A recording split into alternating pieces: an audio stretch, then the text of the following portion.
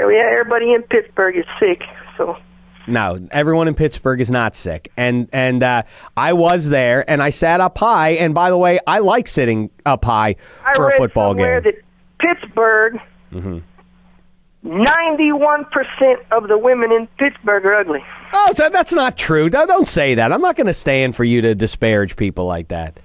My family lives there. My mother lives there. One of my sisters. On a scale of 1 to 10, the average girl is a 2.3. That's not true. Where did you hear that or read that? Some website.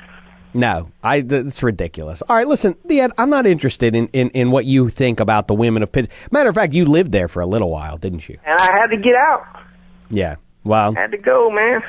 Well, maybe that was for the best, because from the impression I got. How's your mom doing? My mother is doing well, thank you.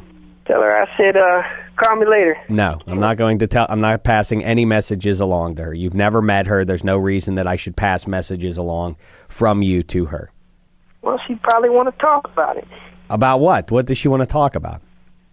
I don't know. Is your dad taking her to the Super Bowl? No, he's not. I'd take her to the Super Bowl. You would? How would you get tickets?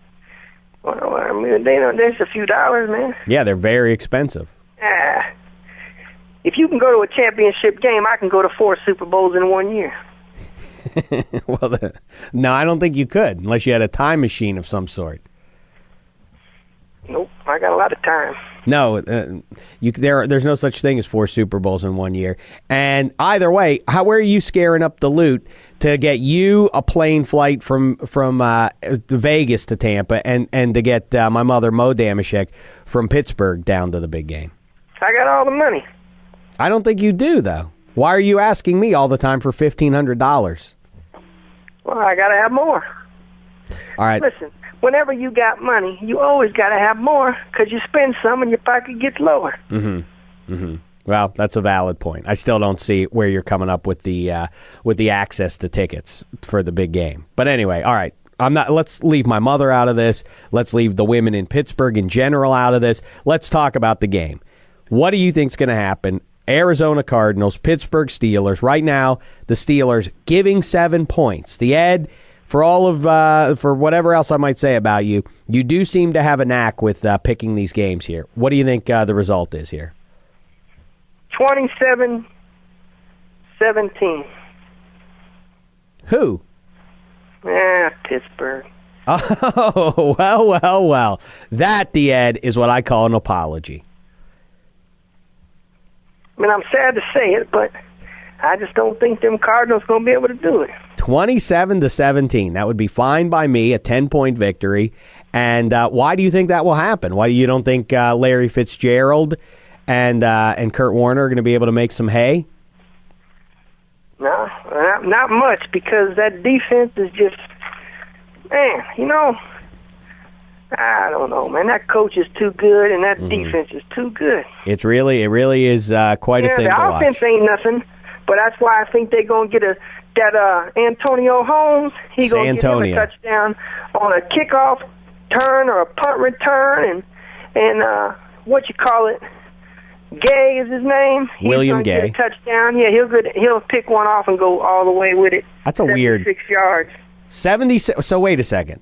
So your prediction is William Gay is not he's never scored a touchdown in the NFL, but your prediction is that he's going to pick one off and return it 76 yards. That's a very specific sort of prediction to make. Yeah, he'll do it. All right, well, we'll see. And by the way, Santonio Holmes is his name. Yeah, he'll get one too. He's going to get a touchdown? I'm going to say he's going to get an 83-yard punt return for a touchdown. 83-yard punt return. All right, wow. You're up the left side. Touchdown, it's over. Most experts don't really make such specific predictions, but that's why they're not experts. They just kind of guessers. Hey, the Ed, what would happen if what if somebody, the right person, were to hear this podcast and say, "Wow, that Ed really has it. We need to have a guy like him. We need his voice in the broadcast booth." Why don't you announce that Santonio Holmes touchdown? Pretend that it's happening in front of your eyes and call the action. What, do the play-by-plays? Exactly. Well, it's 4th down and 17 for the Cardinals. They back to punt at about their own 27-yard line. And that guy iced the ball to that punter. That's a high snap. He picks it, but he throws a boomer punt. Good. Wait, hold on. Let me just interrupt the ad. Excuse me. I'm sorry to interrupt you. If you don't mind, I want to critique you so that you can get better at doing this. Because who knows? Maybe you do have a future with this. Don't you think you have to pick up the pace a little bit? I mean, that just took about 30 seconds for the ball to get snapped. It probably goes by more quickly than that, right? Probably. I don't know. All right, let's try it again. Ready? Okay, so it's 4th and 17. All right, 4th and 17. Cardinals got the ball. Oh, there's the snap. Man, he kicks it. Oh, it's a booming kick way up in the air. Oh, Santonio Holmes get about his 17-yard line. Looked like they got a wedge for him. He's up around the 17. He's at 25, the 35, 42. He's around the other team's 36-yard line. Oh, ain't nobody catching that. Oh, my good. Oh, man, he did it. It's over. Well, that was really magical. You really paint a picture. You paint a picture is that's what they say you want to do as a play-by-play man, and you did that for me. It was as though I was looking at it. No flags on the play. No flags on the play. Mm-hmm. It was also interesting how sometimes people will say, the play-by-play man will say, he's at the 30, he's at the 20, he's going. But instead, you said he's at the 25, the 35, the 42, and then at the 36. That was strange, but interesting. I mean, you just got to call what you see. Right. All right, well, listen, is that a passion of yours? Would you like to one day do that? Yeah, I could probably do it. I mean, They probably wouldn't give me no job doing it. Well, you don't have a job currently, so you could really apply for any job in the world. And give me an application. This other place, when I called for it, listen, I tried to get a job the other day. I called this place on the telephone to get a job. Talked to this lady. And she talking about, you got to come down and fill out the application. Mm-hmm. I said, all right, I'll do it. And I said, hey, but listen. I said, there's a lot of people applying for this job. And she said, yeah, they had quite a few people. I said, well, listen, you got the applications there? And she said they did. So I told her to get that application, and I'll give her my information over the telephone so I could just be first in line when I got there. I bet that. Do it. How do you? Let me guess. That didn't go over well.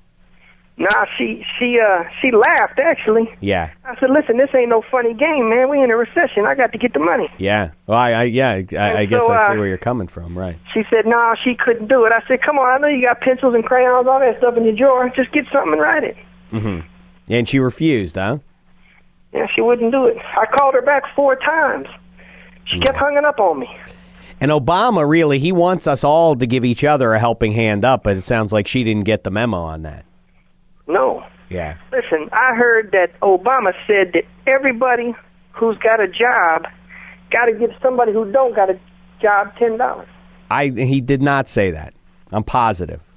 That wouldn't make any sense at all. Everybody has to give everybody else $10, basically. Yeah, it's got to help the economy. That's stimulant package. Mm-hmm. Mm-hmm. Wow. See, stimulate the economy. I watch the news. I can tell you what's happening. Well, that's clear. Yeah, it's not just your prognostication ability in the world of sports. You also understand global economics and if everybody spent money, we'd have everybody would be able to do what they could do. That's why I can't argue with that point. So if we all spent money, we could all do what we got to do. Yeah, probably so. Then they jump around and act funny and do whatever, but, you know.